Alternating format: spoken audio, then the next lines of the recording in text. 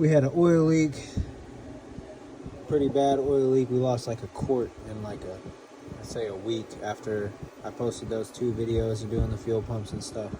It wasn't like that when I did the oil change and everything, so I'm guessing after sitting for years, something went bad. So couldn't find out where it's coming from, and it was coming from up top, and all the heads were dry on the sides. So took the intake manifold off, and this was completely filled with oil. So it was either coming from the intake manifold leaking through these gaskets, because the gaskets were pretty bad and it's pretty wet in there. Replaced the PCV valve, that could be causing the oil to be excessively going up into the intake manifold.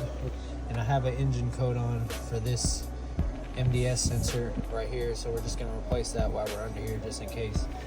These did fill all with oil, all the plugs, so I got some electronic cleaner, contact cleaner. We're going to spray off in there, clean all the oil out of there.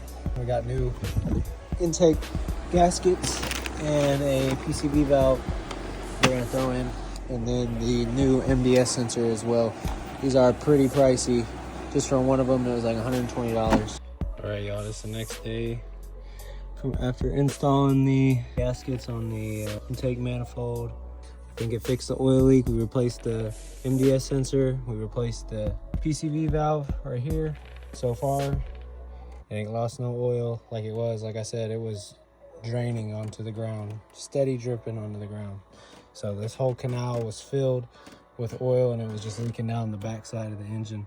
Especially if you got an engine light on. It got rid of the engine light. It doesn't have an engine light no more after changing the MDS sensor and the PCV valve. I didn't take a video of taking it off, but it's pretty straightforward. If you have coil packs like this, but I know like the 2005 and stuff has the wires going across. But if you have this setup where it has the coil packs, all you have to do is unplug the fuel rail, unplug the intake, take this out right here, those two 8mm, this just comes out, and then all you have to do is take the fuel line off. You don't have to take the fuel rails out or anything. You just pop the fuel line out with a fuel line removal tool.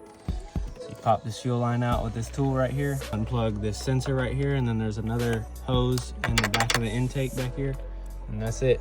This whole intake comes out. You don't have to take out the fuel rails like I see in some videos. That's the short video. I could have made a YouTube video of doing it, but I just didn't have time. So if y'all have any questions, just drop them in the comments down below. I'll try and answer them for y'all.